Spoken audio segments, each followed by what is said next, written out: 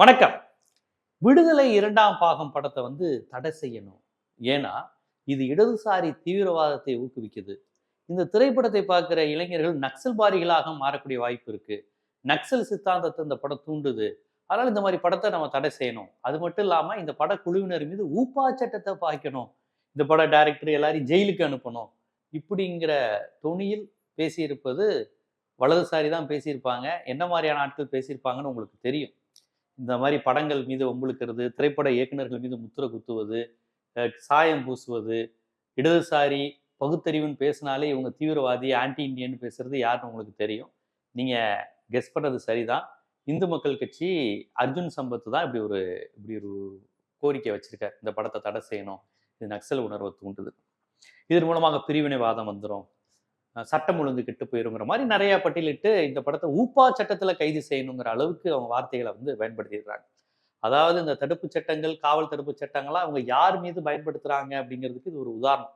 ஒரு திரைப்பட இயக்குனர் மீது இவ்வளவு பெரிய சட்டத்தை பாயுங்க அப்படின்னு சொல்ற அளவுக்கு அவங்க இருக்கிறாங்கன்னா அப்ப அவர்கள் யார் என்பதை நீங்கள் தெரிஞ்சுக்கணும். அது மட்டும் இல்லாம திரைப்படங்கள் மூலமா நாட்டுல பிரிவினை வந்துடும் அப்படின்னா, காஷ்மீர் ஃபைல்ஸ்னு ஒரு திரைப்படம் வந்தது. அந்த திரைப்படம் சர்வதேச திரைப்பட விழாவில் பார்த்து அங்க இருக்கக்கூடிய யூத நாட்டை சேர்ந்த திரைப்பட கலைஞரே அலர்னர். இப்படிங்க இந்த அளவுக்கு ஒரு வெறுப்பு அரசியலை உங்கள் நாட்டில் இருக்கக்கூடிய ஒரு மதத்திற்கு எதிராக இவ்வளவு பெரிய படத்தை எப்படி எதிர்த்திருக்கீங்க, இவ்வளவு வெறுப்பு இருக்கே இந்த படத்துல அப்படின்னு இன்னொரு நாட்டை சேர்ந்தவர் பார்த்து பதறிகிற அளவுக்கு ஒரு வெறுப்பு அரசியலை காஷ்மீர் ஃபைல்ஸ் பண்ணுச்சு. அந்த திரைப்படத்தை நீங்க என்ன பண்ணீங்க? அரசு அலுவலகங்களில் லீவ் போட்டு போய் இந்த படத்தை பாருங்கன்னு நீங்க என்கரேஜ் பண்ணீங்க. கேரளா ஸ்டோரின்னு ஒரு படம். அந்த படத்தினுடைய கதை என்ன? இந்தியாவின் ஒரு மாநிலமாக இருக்கக்கூடிய கேரளாங்கிறது ஜிகாதிகளுடைய இடமா இருக்கு. ISIS அமைப்பினுடைய புகலிடமாக இந்த கேரளா இருக்கு. அங்க உள்ள இந்து பெண்களை இஸ்லாமியர்களாக மதமாற்றி ஒருத்தரை திருமணம் செய்ய வச்சு சவுதியிலேயோ ஆப்கானிஸ்தான்லயோ போய் அவர்களை அடிமைகளாக விற்று விடுகிறார்கள். இதை திட்டமிட்டு அங்கு உள்ள முஸ்லிம் பெண்களே தங்களோட அண்ணனுடன் தம்பியுடன் பழக வச்சு இந்து பெண்களை மதமாற்றுகிறார்கள் அப்படிங்கிற மாதிரியான ஒரு கதை. இது அந்த மாநிலத்தையும் கேரளா மக்களையும் இழிவுபடுத்தும் விதமா இருக்கு. இந்த படத்தை எல்லாம் இவங்க ஆதரிச்சாங்க. இந்த கேரளா ஸ்டோரி படத்தை ஆதரிச்சாங்க. கர்நாடகா தேர்தல் பரப்புரையில் கேரளா ஸ்டோரி கதையை சொல்லி ஓட்டு கேட்டாங்க. கேரளா மோசமா இருக்கு, அங்க ஆளுகின்ற ஆட்சி மோசமா இருக்கு என்பதற்கு கேரளா ஸ்டோரி படத்தை ஓமானமாக காண்பித்து பரப்புரை செய்தார். இதெல்லாம் இந்த நாட்டில் பிரிவினைவாதம் கிடையாது, வெறுப்பு அரசியல் கிடையாது, சட்டம் ஒழுங்கை பாதிக்கக்கூடிய விஷயம் கிடையாது. ஆனால் விடுதலை மாதிரியான படங்கள் இங்க வெறுப்பு அரசியலை புகுத்துதான். விடுதலை படத்தில் ஆயுதங்களை கையில் எடுத்தது, பண்ணையார் அழிப்பு, இது மாதிரியான விஷயங்களை அவங்க கையில் எடுத்திருக்கிறாங்க. இது 80களில் நடந்த ஒரு சம்பவத்தின் தழுவலில் எடுத்திருக்கிறாங்க அப்படின்னு சொன்னாலுமே அந்த படத்தினுடைய கடைசியில் இதில் விட்டொழியுங்கள், இந்த வழிமுறை சரி வராது, நம்ம நிறைய இழப்பை சந்திச்சிட்டோம், இனி நம்ம ஓட் பாலிடிக்ஸ் தான் போகணும், இப்போ அதிகாரத்தை கைப்பற்றி இந்த அரசியலை பேசணுங்கிற மாதிரியான அரசியலை தான் அது பேசுது. சமீபத்தில் கூட தலைமைச் செயலகம்னு ஒரு வெப்சீரிஸ் வந்துச்சு வசந்த பாலன் அவர்களுடைய இயக்கத்துல. அது கிட்டத்தட்ட அந்த நக்சல் அமைப்பு, மேற்கு வங்கம், இந்த மாதிரியான தொடர்புடைய கதை தான். அதுவும் அதிகாரத்தை கைப்பற்றுங்க, ஓட் பாலிடிக்ஸ்க்கு வாங்குங்கிற அந்த விஷயத்தை தான் பேசுச்சு. இந்த படமும் 80களில் நடந்த ஒரு சம்பவத்தை நினைவுபடுத்தி பேசிட்டு கடைசியில அது இந்த முறை வேணாம், நம்ம அதிகாரத்தை கைப்பற்ற ஓட் பாலிடிக்ஸ் இருப்போங்கிற மாதிரி சொல்லிதான் படம் முடியுது. ஆனா இந்த படத்தை பார்த்து இளைஞர்கள் கெட்டு போயிடுவாங்க அப்படின்னு அவங்க சொல்றாங்கன்னா, நான் கேட்ட மாதிரி கேரளா ஸ்டோரி, காஷ்மீர் ஃபைல்ஸ், காந்தாரான்னு ஒரு படம் வந்தது. அது இந்திய அரசியலமைப்பு சட்டத்தையே கேலிக்குள்ளாக்குன ஒரு திரைப்படம். அந்த படத்துல என்ன கதை? நம்ம நாட்டார் தெய்வங்கள், காவல் தெய்வங்கள், ஊர் தெய்வங்கள், இவை பேச்சதான் நம்ம கேட்கணும், அதுக்கு சக்தி இருக்கு. அந்த தெய்வம் ஆடும்போது அது அடிச்சு கொலை பண்ணுச்சுன்னா ஏத்துக்கணும், அது நிலம் கொடுனா நிலம் கொடுத்துடணும். அதை கேட்டு நீங்க சட்ட ரீதியா நடவடிக்கை எடுக்க, கேஸ் எடுக்க வழக்காடு மன்றத்தை நாடுனீங்கன்னா வழக்காடு மன்றத்துக்கு முன்னாடியே நீங்க செத்து கிடப்பீங்க. அந்த குடும்பத்தோட பாவம், அந்த குடும்பத்துல மனநிலை சரியில்லாத குழந்தை ஊனமுற்ற குழந்தையா பிறக்கும் இப்படின்னு சொல்லி ஒரு படம் வந்துச்சு. மனநிலை சரியில்லாத குழந்தை பிறந்தா அது தெய்வ குத்தம், இப்படியெல்லாம் சொல்லி சட்டத்துக்கு போகக்கூடாது, கோர்ட்டுக்கு போகக்கூடாது, கான்ஸ்டியூஷனை மதிக்கக்கூடாது, ஊர் தெய்வங்களை மதிங்க, தெய்வம் என்ன சொல்லுதோ அதை கேட்கணும் அப்படிங்கிற மாதிரியான கான்செப்ட்ல எடுத்த படம் காந்தாரா. அந்த படத்துக்கு பெரிய பெரிய அவார்ட்லாம் கொடுத்து நீங்க கொண்டாடுனீங்க. இந்த படத்தை பார்க்கின்ற ஒரு இளைஞன், ஒரு குழந்தைக்கு என்ன மாதிரியான மனநிலை வரும்? மூட நம்பிக்கையை நியாயப்படுத்தி இவ்வளவு ஓப்பனா படம் எடுத்தீங்க. இது வெறுப்பு அரசியலை, சட்டம் ஒழுங்கை பாதிக்கக்கூடிய, நம்ம இளைஞர்களின் அறிவை பாழ்படுத்தக்கூடிய திரைப்படங்கள் இல்லையா?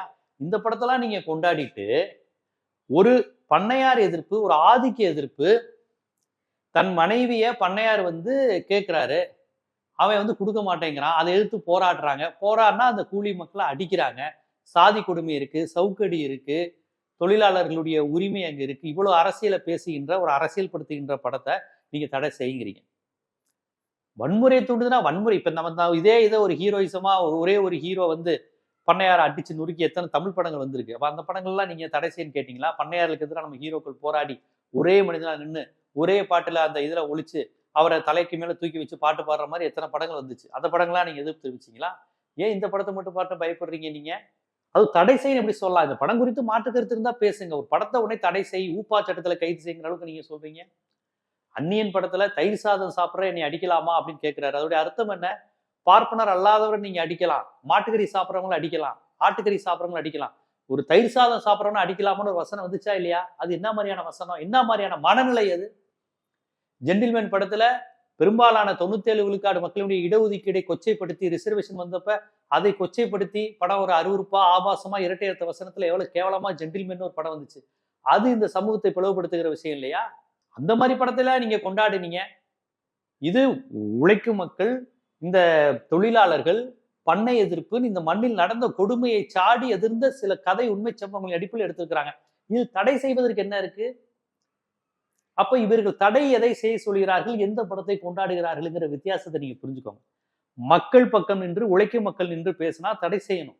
பண்ணையார் தரப்பிலிருந்து, பணக்காரர்கள் தரப்பிலிருந்து, மதவாதிகள் தரப்பிலிருந்து, மூட நம்பிக்கை தரப்பிலிருந்து படங்கள் பேசினா அந்த படத்தை கொண்டாடணும். இதுதான் அவங்க லாஜிக். இவங்க இதுகாரும் எத்தனை படங்கள் வந்து உழைக்கும் மக்களை இழிவுபடுத்தி வந்திருக்கு. வட சென்னைனா கெட்ட வார்த்தை பேசுவாங்க, காசிமேடு இந்த மாதிரி பகுதியில திருடனா இருப்பான், கஞ்சா வைப்பான், கருப்பா இருக்கவன் திருடனா இருப்பான், கைலி கட்டினவன் கேவலமா இருப்பான், இப்படின்னு சொல்லி எத்தனை திரைப்படங்களை நீங்க எடுத்திருக்கீங்க இதுவரையும்? சென்னை வழக்கு வட்டார மொழியை இழிவுபடுத்தி இதுவரை எத்தனை திரைப்படங்கள் பேசியிருக்கீங்க? இந்த படத்துக்கெல்லாம் நீங்க கொதிப்படையில. அவங்களாம் இந்துக்கள் தானே, வடசென்னை மக்கள் இந்துக்கள் தானே, உழைக்கும் தலித் மக்கள் இந்துக்கள் தானே, மீனவர்கள் இந்துக்கள் தானே. அவர்களை இழிவுபடுத்தி எவ்வளவோ படங்கள் வந்திருக்கு, வசனங்கள் வந்திருக்கு. பெண்களை பாடி ஷேமிங் உருவக்கேலி செய்து, நீ எல்லாம் மீன் விற்கிறவ தானே, நீ தானே பூக்காரி தானேன்னு சொல்லி ஜோக்குங்கிற பேர்ல எவ்வளவு மட்டமான ஜோக்கு வந்திருக்கு பாடி ஷேமிங் பண்ணி. அதையெல்லாம் பார்த்து இந்து பெண்களை அவமானப்படுத்திட்டாங்களா அவங்களுக்கு கோபம் வரல? தமிழ் பெண்களை அவமானப்படுத்திட்டாங்கன்னு கோபம் வரல? இப்ப ஒரு இந்த அளவுக்கு ஒரு கொடுமை, நில உடைமை, பண்ணையார் எதிர்ப்பு இதெல்லாம் நடந்திருக்கு அப்படிங்கிறது ஒரு ஆவணப்படுத்தும் விதமா ஒரு படத்தை எடுத்திருக்காங்க. அந்த படத்தில் முன்ன பின்ன இருக்கலாம், கருத்தில் மாறுபாடு இருக்கலாம், விவாதிக்கலாம், அதெல்லாம் வேற.